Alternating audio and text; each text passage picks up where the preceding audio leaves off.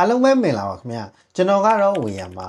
မိတ်ဆွေကလမ်းနဲ့လောက်ရတာကြိုက်တယ်ပြီးရင်ခဏလေးနဲ့မေးသွားတယ်ဆိုတဲ့သူတွေအတွက်တည်ထားတဲ့အချက်ကလေး၃ခုအကြောင်းကိုကျွန်တော်ပြပြပေးသွားမှာဖြစ်ပါတယ်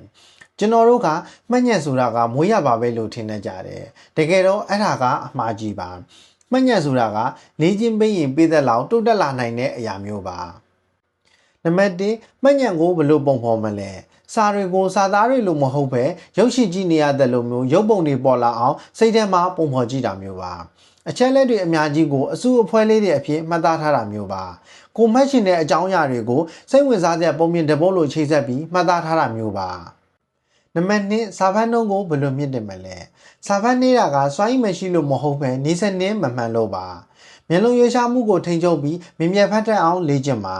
စာကြောင်းတစ်ကြောင်းတည်းကိုပဲအသေးစိတ်လိုက်ဖက်နေမယ့်အစားမျက်လုံးကိုဇေဇက်ပုံစံရွေးရှားပြီးအဓိကအချက်တွေကိုပဲဆွဲယူဖက်ရှုတာကအချိန်ကိုအများကြီးသက်သာစေပါတယ်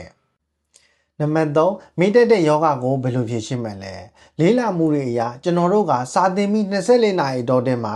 သင်ထားတာတွေရဲ့80%လောက်ကမေ့သွားတတ်ကြပါတယ်တခါလေကြာရင်အဲ့ဒီအကြောင်းအရာနဲ့ပတ်သက်တဲ့စကားလုံးလေးတွေဒါမှမဟုတ်လို့ရှိရင်တဲလွန်စားသေးတွေကိုတယောက်ကပြောလိုက်တဲ့အခါမှာအကုန်လုံးကိုပြန်တတိယသွားတာမျိုးကိုကြုံမှုကြတယ်မဟုတ်လား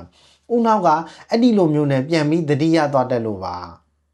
ဒါကြောင့်ရေရှည်မှတ်မိခြင်းနဲ့ဆိုရင်ခဏခဏပြန်နှွေးတဲ့နီလန်းကိုသုံးဖို့ပိုပြီးအရေးကြီးပါတယ်အနည်းချုပ်ပြောရရင်ဦးနောက်ဆိုတာကကြွက်သားတစ်ခုလိုပါပဲညီစင်းနဲ့မှန်မှန်နဲ့ပိုသုံးလေပိုပြီးထက်မြက်လေပါပဲ